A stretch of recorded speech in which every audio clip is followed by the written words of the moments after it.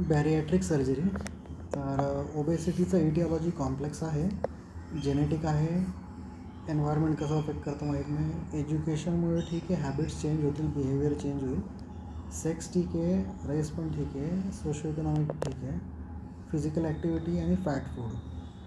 तर एन्व्हायरमेंट नाही कळालं, एज्युकेशन इनडायरेक्टली अफेक्ट करतं.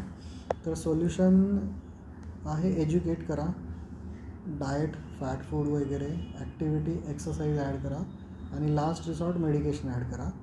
परंतु हे करणं शक्य नसतं, स्पेशली हाताच्या बाहेर सिच्युएशन गेल्यावर. म्हणून मग बॅरिॲट्रिक सर्जरीज कॉमन आहेत. त्यांचा क्युअर रेट हाय आहे. डायबिटीज पण क्युअर होतो, स्लीप ॲपनिया क्युअर होतो, हायपरटेन्शन क्युअर होतो, ऑस्टिओआर्थरायटिस क्युअर होतो.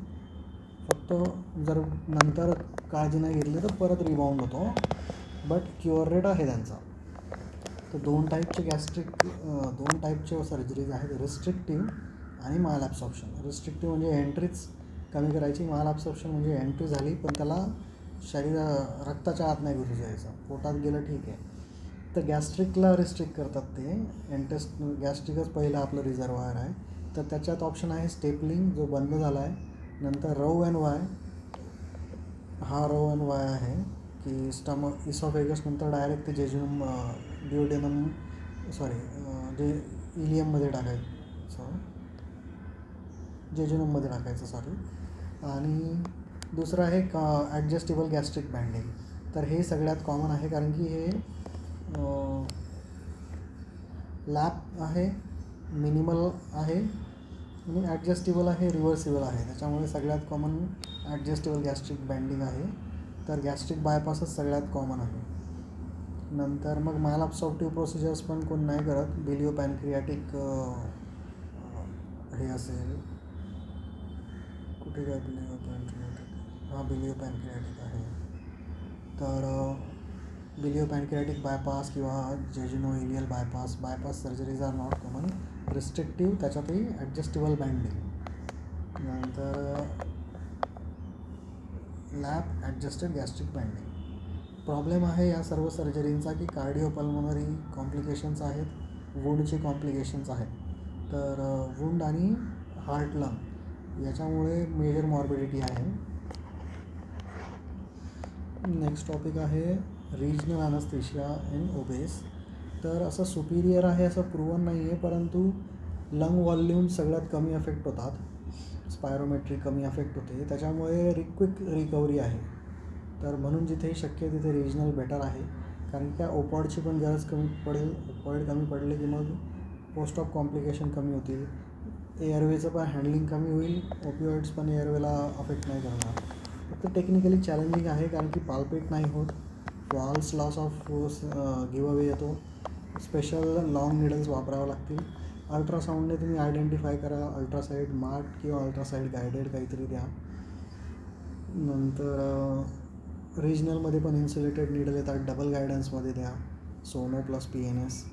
न्यूरॅक्झियल स्प्रेड हा डायरेक्टली प्रोपोर्शनल आहे टू BMI. जितकं जास्त BMI असेल तितका पटकन स्प्रेड होतो, कारण की ॲबडॉमिनल प्रेशर IVCवर जातं, IVCचं प्रेशर एपिड्युरलवर जातं, एपिड्युरल व्हिनस सिस्टीमवर. त्याच्यामुळे मग CSFचं प्रेशर वाढलं जातं आणि व्हॉल्यूम कमी होतो, सबॲरेक्नॉइडचा पण एपिड्युरल दोघांचा पण.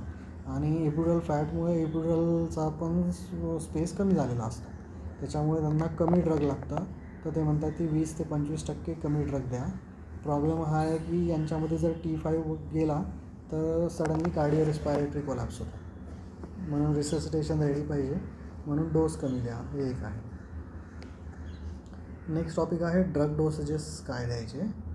तर यांच्यामध्ये ॲडिपोज जास्त असतं, त्याच्यामुळे वॉटर कंटेंट कमी आहे, ओबेसचं. लीन बॉडी मास पण वाढतं प्रपोर्शन टू फॅट वाढतं, तर लीन मास पण वाढतं, परंतु त्या एक्झॅक्ट प्रपोर्शनने नाही वाढत. लीन मास म्हणजे ॲक्च्युली मसल्स. तर शरीरामध्ये फॅट वाढलं की ते मसलला रिप्लेस करतं, परंतु तुमचा एवढा जास्त व्हॉल्यूम आहे की मसल्स पण त्या प्रमाणात थोड्याफार तरी वाढतातच. आणि टिश्यू प्रोटीनची बाइंडिंग विचित्र झालेली असते. ब्लड व्हॉल्यूम तसा वाढलेला आहे, परंतु पर वेट तो कमी आहे. तर आपण 70चा जो व्हॉल्यूम आहे आधी बघितलं त्या हिशोबाने नाही घेत आहेत, कमी घेतलेला बेटर आहे. आणि शिवाय त्यांचं हार्ट एवढं केपेबल नाही आहे, त्याच्यामुळे फ्लुईड व्हॉल्यूम कॅल्क्युलेट करताना ब्लड व्हॉल्यूम 70पेक्षा कमी घेतलेला चांगला आहे. कार्डियक आउटपुट वाढलेला असतो, एवढा पूर्ण शरीरभर रक्त द्यायचं आहे तर रक्तच जास्त आहे बॉडीमध्ये. तर आणि फॅटी ॲसिड्स वाढलेत, कोलेस्ट्रॉल वाढलेत आणि त्यांचं बाइंडिंग विचित्र झालेलं आहे. अल्ब्युमिन कॉन्स्टंट असतं, अल्फा-1 ॲसिड ग्लायकोप्रोटीन वाढलेलं असतं आणि लायपोफिलिक ड्रग्सचं लायपोबॉडीसोबत बाइंडिंग वाढलेलं असतं. तर लीन मास पण 20 ते 40% वाढतो. म्हणून lean mass is 120% of ideal body weight in obese. तर आयडियल बॉडी वेटमध्ये तुमचं वेट आणि हाईट घेतात. आयडियल बॉडी वेट काय आहे, तुमच्या ॲक्च्युअल वेटच्या प्रपोर्शनमध्ये वाढवतात इन कन्सिडरिंग युअर हाईट. तर सेक्स, रेस तर त्याच्यात कॅल्क्युलेशनमध्ये मला नाही दिसलं, बट ठीक आहे. तर यांच्यामध्ये क्लिअरन्स पण वाढलेला असतो, कारण की रिनल ब्लड फ्लो वाढलेला आहे आणि त्याच्यामुळेच सिक्रेशन्स पण वाढलेलं आहे. तर यांच्यामध्ये ड्रग्स क्लिअर लवकर होतात. लायपोफिलिक ड्रग्सचं व्हॉल्यूम ऑफ डिस्ट्रीब्युशन जास्त आहे लिक्विड असल्यामुळे, एक्सेप्शन फेंटॅनिल आहे. स्टील यांचं क्लिनिकली एवढा फरक पडत नाही.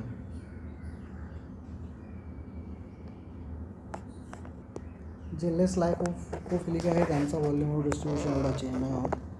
वीक जे आहेत, वीक आणि मॉडरेट, ते आयडियल बॉडी वेटने देऊ शकतो. आयडियल बॉडी वेट इज लीनच्या 20 ते 40% जास्त ॲड करून घेतलेलं आहे. तर 2 प्रकारे कॅल्क्युलेट करू शकतो. त्याच्यात टर्मिनॉलॉजी पण कन्फ्युजिंग आहे. Adjusted body weight is 120 to 140% of ideal body weight. आणि पुन्हा करेक्टेड पण म्हटलं आहे, ॲडजस्टेड पण म्हटलं आहे. Ideal plus 0.4 delta. तर 0.4 delta is not same as 20 to 40%, but ठीक आहे. दोघे सगळं अप्रॉक्झिमेशनच आहे, परफेक्ट काहीच नाही बायोलॉजीमध्ये. तर स्कोलिन एक्सेप्शन आहे. स्कोलिन टोटल बॉडी वेटने द्यायचा आहे, पण तोही सुद्धा 2 मिलीग्रामच्या kgच्या वर नाही द्यायचा आहे. मॅक्सिमम 150 आहे त्याची पण व्हॅल्यू, त्याच्यावर पण नाही द्यायचा आहे तो, कारण की 2 पण आपण हायर मोजलेला आहे. ॲक्च्युअल त्याची व्हॅल्यू आहे 0.5 to 1.5. आपण क्लिनिकली 2ने देतो, म्हणून त्यांचं म्हणणं आहे की 150च्या वर देऊ नका. त्याचा काही जास्त उपयोग होत नाही, तो काही फास्ट ॲक्ट करत नाही आणि जास्त डोस होईल. याच्यात ओबेसला 1 म्हटलेलं आहे, ठीक आहे. मॅक्सिमम 1.5 आपण 2ने देतो. मला काय माहिती कुठून 150 फिगर डोक्यात घुसली आहे. नंतर आयडियल बॉडी वेटचा फॉर्म्युला आहे लिवाईन. तर something adjusted to the height आहे, वुमेनचा पण आहे तसाच. तर थोडा झोल आहे. तर क्लिनिकल एंड पॉईंट्स महत्त्वाचे आहेत. स्कोलिनचं एक सांगितलं आहे, टोटल बॉडी वेट इथे लिहिलं ना, मॅक्सिमम 120 to 140. ठीक आहे, झालं. 1 per kgने घेतलं, मॅक्सिमम 140 झालं, 150 खूप झालं. नंतर न्यू स्टिग्मिन, बाकीचे सगळे ॲडजस्टेबलने, मोस्टली हे लीन बॉडी वेटने सांगतो बघा. न्यूरोमस्क्युलर ब्लॉकर झाले, फेंट झालं. प्रोपोफॉल लीन बॉडी वेटनेच द्या म्हणतो आहे. मग ते लीन पण वाढलेलं आहे, तर 120 to 140 होतं. मग प्रोपोफॉल इन्फ्युजन 140 ॲडजस्टेबलने. निओस्टिग्मिन जास्त द्या. म्हणजे काय झालं, निओस्टिग्मिन आणि प्रोपोफॉल या दोघांचंच फक्त ॲडजस्टेड झालं आहे इन्फ्युजन, कारण की हा पूर्ण लायपोफिलिक आहे, सगळीकडे पसरेल म्हणून. आणि निओस्टिग्मिन पण सगळीकडे पसरेल म्हणून हे 2 ॲडजस्टेबलने झाले. बाकी सर्व लीनने झाले. फक्त एक स्कोलिनचा एक्सेप्शन आहे, तो टोटल बॉडी वेटने झाला. परंतु सगळ्यांचा क्लिनिकल एंड पॉईंट बघायचा आहे. बीस असेल, टॉफ असेल, स्कोलिनचा रिलॅक्सेशन असेल, फेंटचा रिस्पॉन्स असेल आणि याचं पण आयलॅश असेल. तर क्लिनिकल एंड पॉईंट महत्त्वाचे.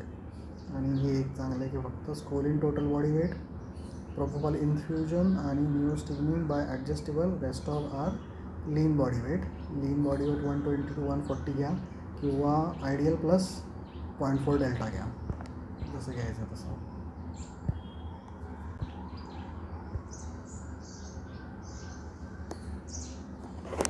Majority of the drug are lipophilic. Volume of distribution वाढलं आहे, परंतु क्लिअरन्स